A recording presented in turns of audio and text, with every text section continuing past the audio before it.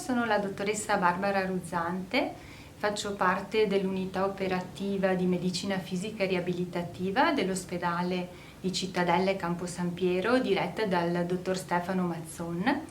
Qui siamo all'ospedale di Cittadella. Questo in particolare è l'ambulatorio dedicato al trattamento focale della spasticità per i pazienti affetti da esiti di lesione del primo neurone di moto. E questo ambulatorio attualmente serve un po' tutta la USL 6 per questo servizio specialistico nell'ambito, diciamo, dell'aiuto al recupero dei pazienti con esiti di lesione al primo neurone di moto. Sono la dottoressa Mariangela Sambini, sono una specialista in medicina fisica riabilitativa e affianco la dottoressa Barbara Ruzzante nell'ambulatorio della spasticità. A questo ambulatorio afferiscono pazienti affetti da un quadro clinico di spasticità che deriva da danni del sistema nervoso centrale, che possono essere esiti di ictus, trauma cranico, sclerosi multipla, sclerosi laterale amiotrofica e anche pazienti con danni midollari. La spasticità si esprime con una rigidità degli arti che può determinare dolore e limitazione funzionale e anche una progressiva limitazione del movimento e può inficiare quindi le autonomie dei malati. E noi cerchiamo di gestire questa problematica con un trattamento focale mediante tossina botulinica e blocchi nervosi.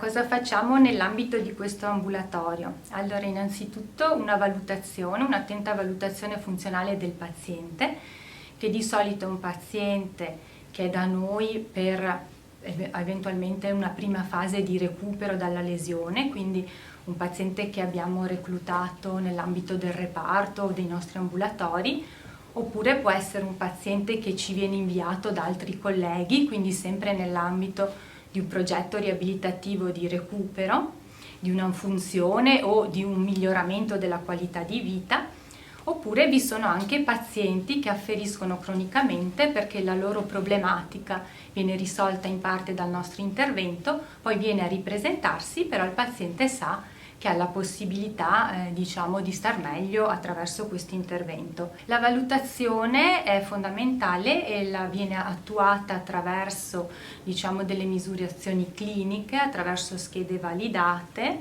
attraverso dei filmati, per andare a capire gli obiettivi che vogliamo raggiungere attraverso la riduzione della rigidità. Quindi può essere un obiettivo di miglioramento del movimento, di igiene articolare, di riduzione del dolore. Una volta effettuata la valutazione, se vi è l'indicazione, possiamo fare un trattamento focale o con la tossina botulinica, che è un farmaco che agisce perifericamente e diciamo a livello della giunzione neuromuscolare blocca l'attività muscolare, e va effettuato sotto guida ecografica e sotto elettrostimolazione per andare ad individuare il muscolo specifico. Oppure possiamo decidere di bloccare un nervo attraverso un altro farmaco derivato dall'alcol, che è il fenolo, e anche qui dobbiamo andare a individuare precisamente dov'è il nervo in modo da inocularlo nel posto esatto. Viceversa, possiamo avere dei dubbi sull'eventuale riuscita del nostro trattamento, quindi possiamo andare a effettuare anche dei blocchi, si dicono diagnostici, con dell'anestetico per andare a verificare diciamo, quello che potrebbe succedere in seguito con il nostro trattamento. Finita questa fase, il paziente va a casa, poi viene rivisto a controllo ad un mese.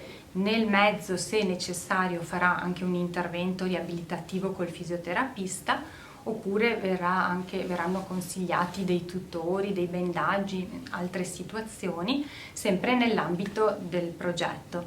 E poi vengono programmate le valutazioni successive. L'ambulatorio di spasticità si tiene una volta alla settimana, il mercoledì, presso l'isola ecografica dell'ospedale di Cittadella. L'accesso è a prenotazione diretta, i pazienti accedono con un'impegnativa regionale che deve essere redatta dagli specialisti che inviano il malato. Gli specialisti possono essere neurologi, neurochirurghi o altri medici fisiatri, oppure da specialisti di strutture private convenzionate che ritengano opportuna una valutazione, oppure da altre attività come per esempio AISM. La prenotazione è appunto una prenotazione diretta presso la segreteria del nostro servizio e i successivi controlli invece vengono semplicemente gestiti dal personale dell'ambulatorio, quindi il paziente entra nel circuito e non ha più bisogno di afferire in altro modo.